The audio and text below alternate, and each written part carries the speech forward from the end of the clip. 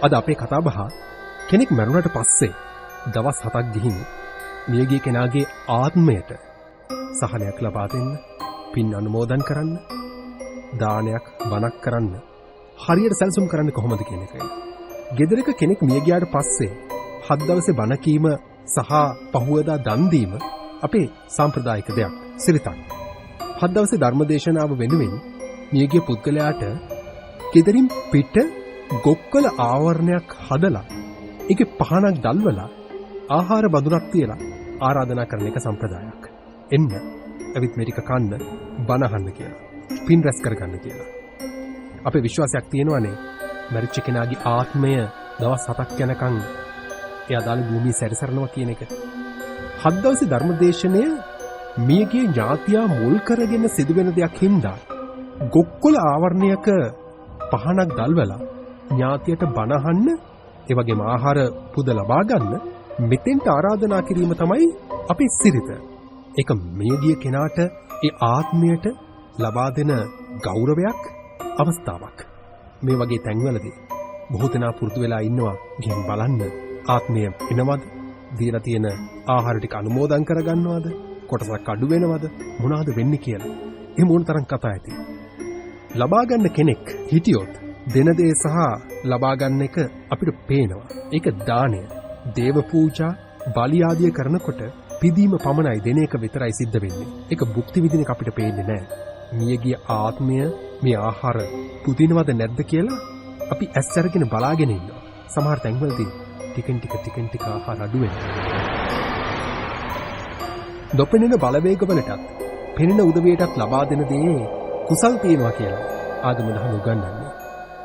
ඔය කේන්ද්‍ර සටහනේ ග්‍රහ බලය දුබල වෙලා මියගිය උදවියට ඒ කුසල් අනුමෝදන් කරගන්න විදිහක් නැහැ කියලා සඳහනක් තියෙනවානේ. ඒ නිවැරදි පිළිවෙත හඳුනා ගැනීම හැමෝටම යහපතක්. නැත්තම් එහෙම කේන්ද්‍ර සටහනේ පින් ලබා ගැනීමේ බලයක් නැතුව මියගිය කෙනෙක් හිටියොත් 7 දවසේ දාන දීලා අර පහනක් පත්තු කළ ආහාර ටිකක් දුන්නයි කියලා ඒ ආත්මයට ඒ දේවල් ලබා ගන්න බෑ. මේක හරියට කරන්නේ කොහොමද? මිනිස්සෙක් මනුෂ්‍ය කය අතහැර යාම දුකට කරුණක්, සංවේගයට කරුණක්. එවැනි අවස්ථාවන් වලදී පිරිත් කීම වගේ යහපත් දේවල් තුලින් ඒ මියගිය ආත්මයට සිතුවිලි තරංග වලින් යහපතක් කරන්න පුළුවන් කියන එක විශ්වාසයක්. තණ්හාව, ආශාව මැද මියදෙන පුද්ගලයා ප්‍රේත, භූත මේ වගේ පහත් බලවේග විදිහට සැරිසරනවා. ඒ භූමිය සමහර දකින්නේ මේ දේවල් තමයි. ඔබත් සමහර විට එහෙම අවස්ථාවකට මුහුණ දීලා ඇති. මේ අයට අපි ලබා දෙන පින් ටික හරියට ගන්න බෑ. අපි ආහාර දුන්නත් ඒ ටික කන්න බෑ. Tamange පියත් එක්ක වෛරයකින් මට්ටකුණ්ඩලී දරුවා පනාදිමින් ඉන්නවා දකින්නවා බුදුහාමුදුරුවෝ. මේ දරුවා මිය ගියොත් නිරේ උපදිනවා කියලා උන්වහන්සේ අවබෝධ කරගන්නවා. අන්න ඊට පස්සේ බුදුහාමුදුරුවෝ පෙනී හිටියා. මට්ටකුණ්ඩලී දැක්කා බුදුහාමුදුරන්ගේ කාරුණික මුහුණ. මට්ටකුණ්ඩලීගේ සිත සදහෙන් පිරුණා. ඒ සිතුවිල්ලත් එක්ක තමයි මට්ටකුණ්ඩලී මිය යන්නේ. මට්ටකුණ්ඩලියගේ හිතේ ඇති වුණ නිරාමිස ප්‍රීතිය හින්දා ඔහු දේවාත්මයක් ලබා ගන්නවා. භූතයන් ප්‍රේතයන් පිළිබඳව ජනතාව අතර තොරතුරු ඕන තරම් තියෙනවා. ඔබ දැකලා ඇති, බය වෙලා ඇති, කෑ ගහලා ඇති, නටනවා දැකලා ඇති. තොවිල් පවිල් වල මේ දේවල් කතා වෙලා ඇති. 7 දවසේ මලගෙදර නිදිමරද්දී ඕන තරම් මධ්‍යම රාත්‍රියේදී භූතාත්ම ඔබ දැකලා ඇති. යමෙක් මිය පරලොව ගිහිල්ලා තමන්ගේ නිවසට නිවසයන්ට කරනු ලබන කරදර හිරිහැර ගැන අපි දැකලා තියෙනවා, අහලා තියෙනවා. මේ පහත් ආත්මයන් ගෙවල් වලට ඇවිත් ලාමක සිත්යන්ගේ ශරීර තුලට අවශ්‍ය වෙනවා. නොඑක් විකාර කරනවා. රෝග පීඩා ඇති කරනවා. අඬනවා, වැළපෙනවා, හිසකෙස් කඩලා දාලා විකාර නටනවා. හැබැයි ඒ පහත් බලවේගත් ආවේශ වෙලා ඒ තුලින් නොඑක් පුද පූජා ලබා ගැනීමට මාර්ගයක් උදා කරගන්නවා. ඇතැම් විට ගෙවල් වල බඩු බහන්න පෙරලෙනවා. උයලගත්ත වත්පතට ඇඟිලි දාලා තියෙනවා, වැලි දාලා තියෙනවා, ගල් ගහනවා, වැලි ගහනවා, ගින්දර තියෙනවා. කොහොමද මේ දේවල් සිද්ධ වෙන්නේ? ආයන් අපමුණට කෙනෙක් මිය ගියාට පස්සේ 7 දවසේ බණට ගෙදර මිදුලි පහන් පැලක් තරනවා. ප්‍රේත තට්ටුවක් තියෙනවා. ඒ අර මලගේ ඥාතිය වෙනුවෙන්. එතෙන්දී අපි බත්පතක් තියෙනවා. ඒ බත්පතට අමතරව මේ ආත්මය නැත්තම් ජීවත් ඉන්න කාලේදී මිනිස්සයා ප්‍රිය කරපු දුම්වැටිය, මත්පැන්, දුම් පැලඳුම් අනිත් දේවල් තියෙනවා නම් ඒ දේවල් ඒ තමන්ගේ ඥාති පිරිස හරි කැමැත්තෙන් තියෙනවා. අනුකම්පාවකින් තියෙනවා. මේ සියල්ල අර පහන් පැලේ තියලා ගෙදර අය කරන්නේ මියගේ තැනැත්තාට ආහාර අනුභව කරන්න වෙලාව දීලා ඊට පස්සේ ගෙදර භික්ෂුන් වහන්සේ නමක් වැඩමවලා ධර්ම දේශනාවක් කරනවා. ඒ ධර්ම දේශනාව අර මියගිය ආත්මයට ඇහෙන්න සලස්වනවා. ඔබ දන්නවනේ මියගිය පුද්ගලයා 7 දිනක් යනකම් ඔය Tamanගේ ගෙදර වටේ ඇවිදිනවා කියලා. ඉතින් ඒ පුද්ගලයාට අහන්න අවස්ථාවක් හම්බ වෙනවා. හිත සතුටින් ඉපිරලා තියෙන වගේ වෙලාවක ඔහු කැමති දේවල් අනුභව කරන්න ඔහුට අවස්ථාවක් ලබා දීලා අනික ආරාධනා කරලා තියෙන්නේ. නිවැසියන් භූත ආත්මය වෙනුවෙන් තබන ආහාරයට ඒ ආරාධනාවට ආකර්ෂණය වෙන්නේ මියගිය භූත ආත්මය විතරක් නෙවෙයි. ඒ නිවසට භූමියට ඇල්ම බැල්ම දාලා තියෙන ඥාතීන් මිතුරු කල්ප ගණනක් භූත ලෝකේ සැරිසරන පිරිස් මෙතෙන්ට එන්න පුළුවන්. අහල පහල අය බලාගෙන ඉන්නවා.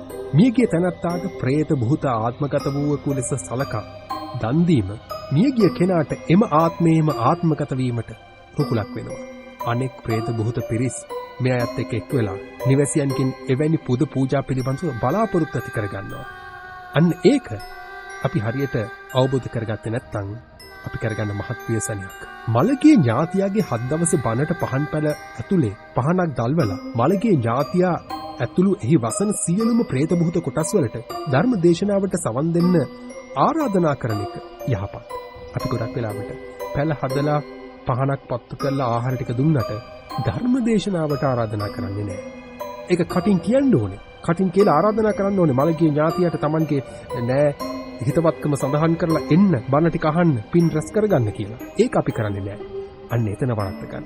ඒ හින්දා ඊළඟ දවසේ 7 දවසේ දානයක් දෙනකොට ඔබ පෙරමුණ අරගෙන මියගිය කෙනාට ආරාධනා කරන්න.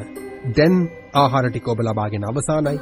එන්න නිවසට ඇවිත් බණ ටිකක් අහන්න කියලා. ධර්ම දේශනාව අවසානයේ ගෙදර පිළියෙල කරන ආහාරය පිළිගන්න. Tamanට කිට්ටු විහාරස්ථානයේ බෝධිය ගාවට හරි පැමිණෙන්න කියලා මළගේ ඥාතියට ආරාධනා කරන්න. ගෙදරට නෙමෙයි. ධර්ම දේශනාව අවසානයේදී අර පහන් පැලක් තුල දැල්වපු පහන නිවල දාන්න. භූතාත්මයට එතනින් යන්න පුළුවන් ඊට පස්සේ. අර ආහාර ටික බෝධින් වහන්සේ නමක් ළඟට ගිහින් අඩි 2කමාරක විතර උසකින් තියන්න. සත්තුන්ට කන්න බැරි වෙන්න උසකින් තියන්න. එතන පහනක් දැල්වීමෙන් අනතුරුව ඒ ඥාතිය ඇතුළු නිවස සහිත භූමියේ ඉන්න සියලුම මළගේ ඥාති මිත්‍රාදීන්ට ආහාරය සඳහා ආරාධනා කරන්න. එතෙන්ට ධර්ම ශ්‍රවණයෙන් අනුමෝදන් වූ පිනෙන් යහපත් ආත්ම භවයක් පතන්න නිවස නිවැසියන් සහිත භූමියට ඇති ඇල්ම බැල්ම ඉවත් කරගන්න කියලා අයදීමක් කරන්න. ඔය බෝධීන් වහන්සේ ළඟ ඉලා. ඊට පස්සේ අයහපත් වූ ආත්මයන් ඒ බෝධි මූලයට බද්ධ වෙලා පින්පෙත් වර්ධනය කරගනී. මේ විදිහට යහපත් වූ ආත්ම තරංගියෝ යහපත් විදිහට පින්පෙත් ලබාගෙන යහපත් වුණ ප්‍රතිසන්දියකට සැපත් වෙනවා. ඒ වගේම සද්දින ධර්ම දේශනාවෙන් මළගේ ඥාතියට පින් අනුමෝදන් කිරීමෙන් පස්සේ නිවසට යොමු වන පහත් ආත්මයන්ගේ උවදුරු දුරු කරගන්න ඔබට පුළුවන් වෙනවා. බෝධින් වහන්සේ ගාවේ සුවඳ කූරු පහන් දල්වලා ආහාර දීමෙන් පස්සේ ඔවුන්ට පින් අනුමෝදන් කරන්න. ගන්ධං දීපංච දුපංච පානීය භෝජනං පිචං පතිගන්හත්තු සන්තුට්ඨිතා ඥාති ප්‍රේතා ඉදං බලින් කියන ගාථාව ශබ්ද නගා කියවන්න.